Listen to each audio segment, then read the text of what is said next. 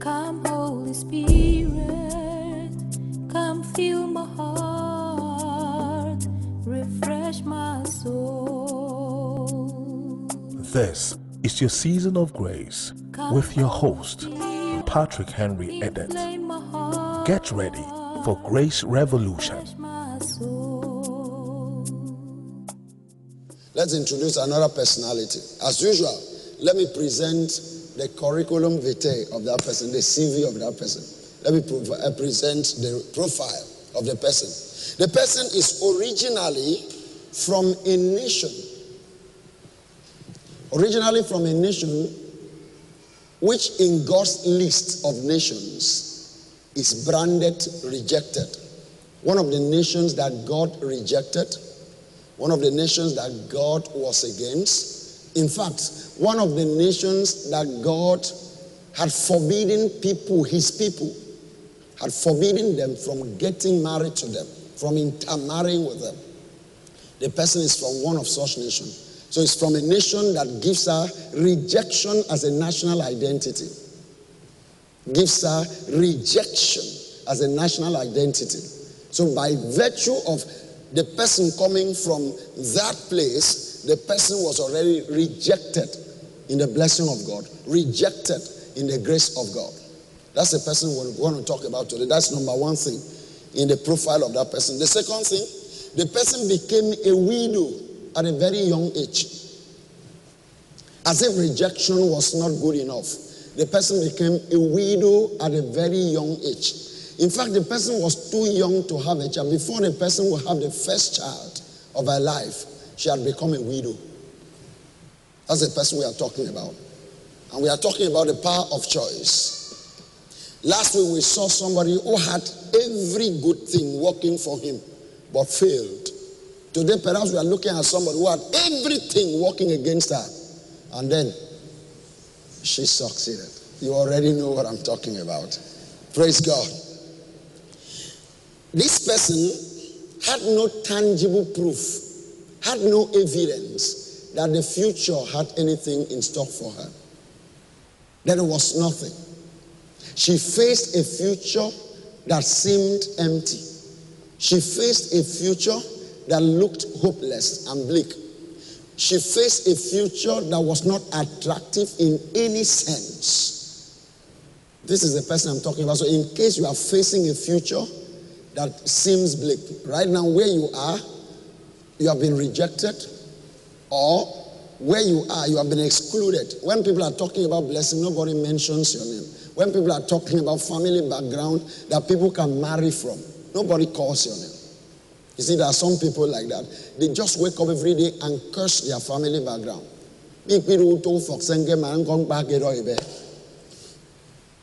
You know, this person came from a background of rejection, and yet she turned out to be a great success. And this person faced a future without hope, faced a future without any evidence that something beautiful was in that future. And yet the person turned out differently. The next thing about this other person is this. The person endured discouragement from multiple sources. Discouragement. I don't know whether you have ever met discouragement. There are so many people who end up in life failures because of discouragement. All right, so we're talking about somebody who endured discouragement from not one source, but from multiple sources. That means multiple sources of discouragement. But despite all this, and in spite of all this, the person went ahead into a great life. So, are you discouraged one way or the other? Discouraged by continuous failure? You have taken JAMB 2-3 times and you feel discouraged. You have tried business, it didn't work, you feel discouraged. A man came talk to you once, is getting close to seriousness, the person walks away and you're discouraged. And you cannot even have friends because people around you feel you are not good enough, and you get discouraged. And you come from a family that cannot even afford to buy basic things for you, and you feel discouraged. If you fail, you choose to fail. None of those things is enough for you to fail. The person I'm talking about, her name is Ruth. Ruth the Moabite. Moab, one of the nations that God said to the people of Israel, you shall not intermarry with them. You shall not marry from them, and you shall not give them your children in marriage. The person is Ruth. Let's take some reading from Ruth. Are you ready? Are you ready? Ruth chapter 1 from verse 3. It's going to be a long read.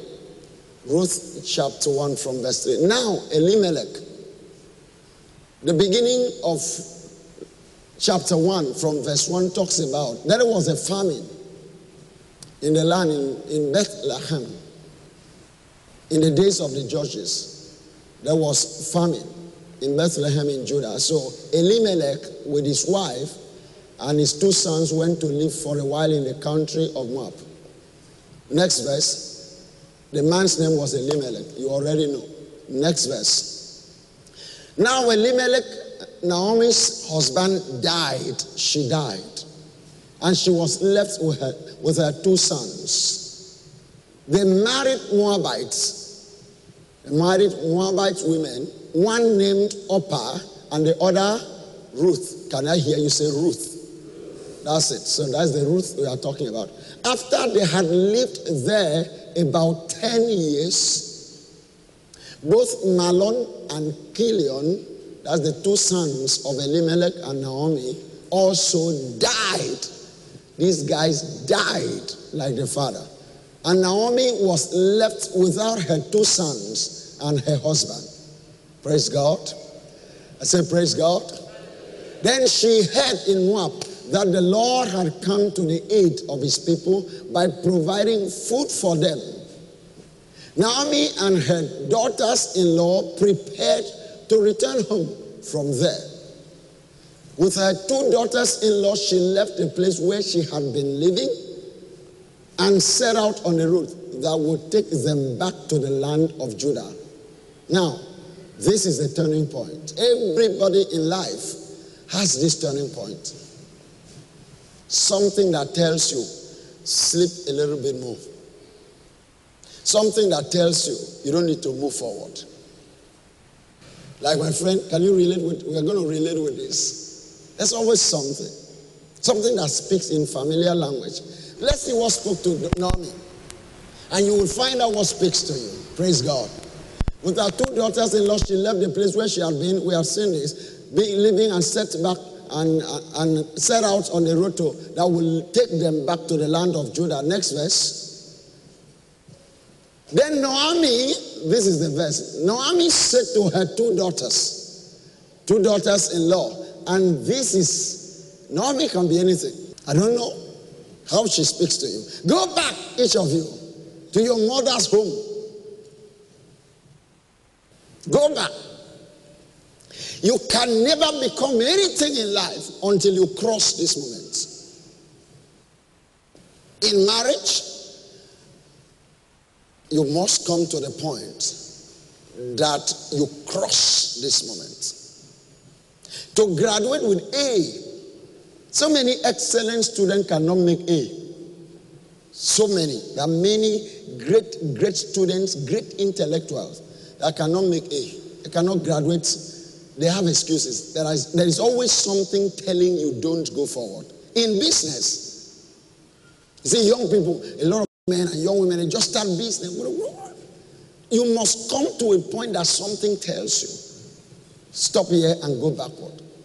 Go back to where you are coming from. Go back to poverty.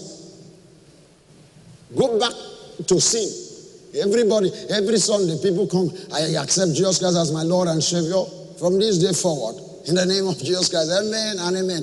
As soon as you get out of this place, Naomi meets you. Go back.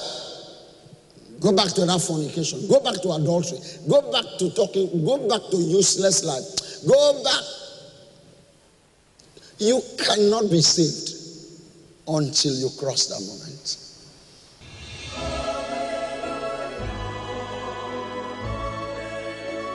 This program is sponsored by the Covenant Friends and Partners of Grace Family Global Outreach. You can be part of this grace revolution by becoming a covenant partner today. Allow God to use you. Our account details are as follows. Bank, Zenith Bank. Account name, Grace Family Global Outreach. Account number, 101-32-978-63. For inquiries, please call 081-804-33225 or 090-738-38742. To all our covenant partners and friends, we say thank you. Like the widow of Zarephath, your oil will never run dry. To order for our books, messages, and other resource materials, please call or send an SMS to 080-660-46346 or 081-804-33225. Videos are also available on YouTube at www.youtube.com/Grace Family Outreach. To stay connected, like us on Facebook at Grace Family Outreach.